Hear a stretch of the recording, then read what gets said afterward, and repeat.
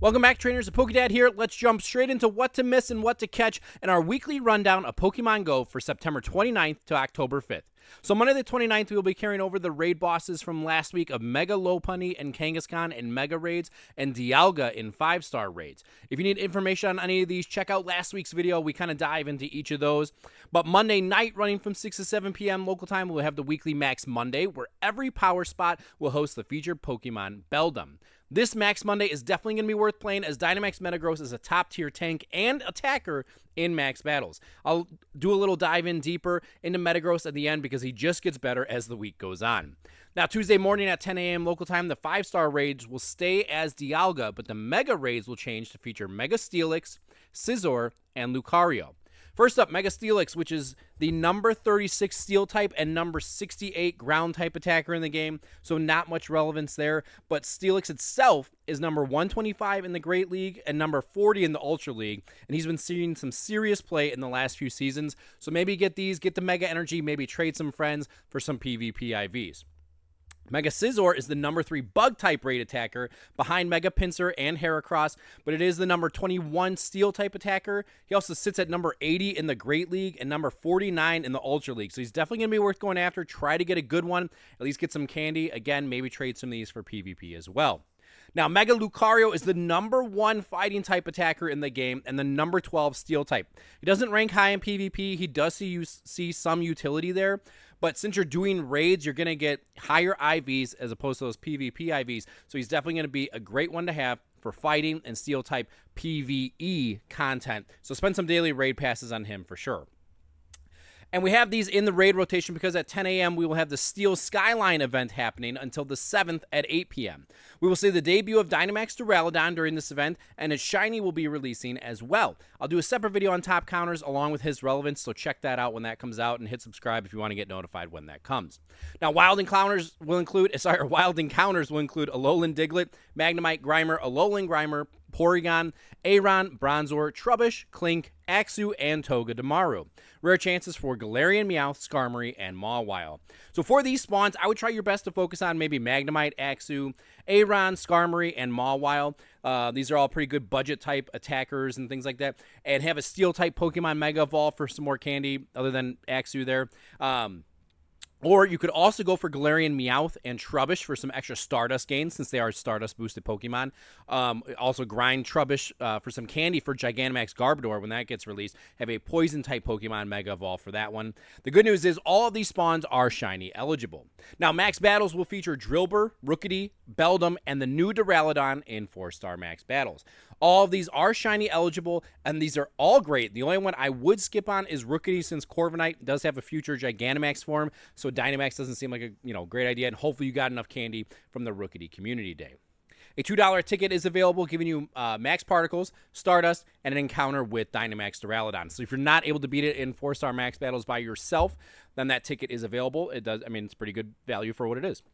Still on Tuesday at 1 p.m. Pacific time, the Go Battle League will change to feature the Great League and the Fantasy Cup Great League Edition. So the Great League is for Pokemon 1500 CP and below, and so is the Fantasy Cup, but it's only for Dragon, Steel, and Fairy-type Pokemon. Tuesday night from 6 to 7 p.m. local time, we will have the weekly Spotlight Hour, where there will be an increase in spawns, and every Pokemon in the surrounding area will be Aron. Aron's final evolution, Aggron, has a Mega form, and during the Spotlight Hour, these Aron have a chance to drop Mega Energy while catching. So we will have the event bonus of 2 times transfer candy as well. This is going to be the perfect time to transfer some of your extra legendary Pokemon or shinies or things that you just need more candy for. The best thing to do ahead of time is to go into your Pokemon section, swipe left to the tags, and at the bottom right, the plus sign, and assign a tag for transfer. Then as you're catching and trading with friends, if there's something you don't want to keep, but you can keep some space for it for a little bit, tag it for transfer and get at least 1 extra candy during the Spotlight Hour.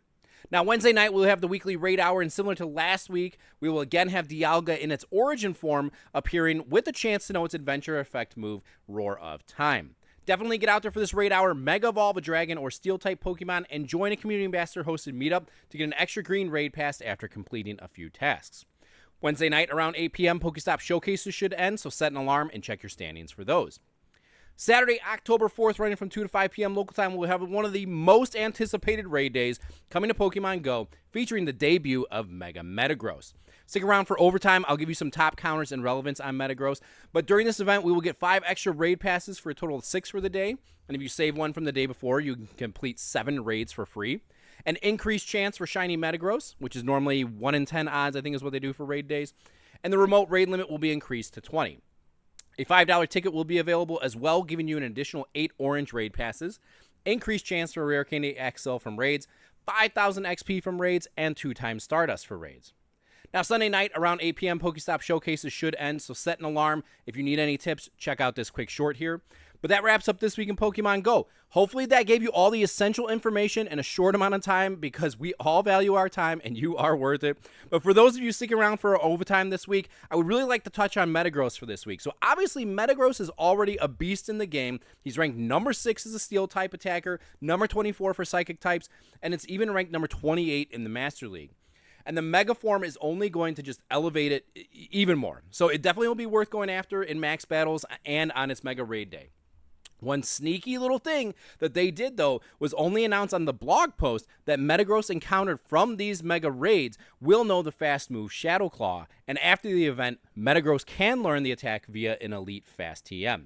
So I just want to talk about the Dynamax implications real quick. After this update, Metagross will have access to the Steel-type attack, Bullet Punch, which is a 1-second attack, the Psychic-type attack, Zen Headbutt, which is also a 1-second attack, the Bug-type attack, Fury Cutter, which is a half-second attack, and now the Ghost-type attack, Shadow Claw, which is also a half-second attack. So since Metagross is a Dynamax Pokemon and does not get a Gigantamax form, it's changing the fast attack will also change the type of max attack that it does during the max phase, right?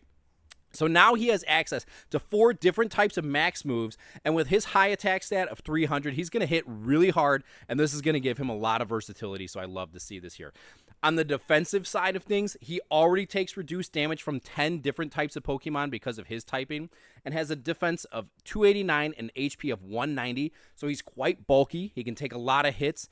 Now, having access to 2 fast attacks with a half-second attack time makes him even more versatile when filling that max meter as quickly as possible.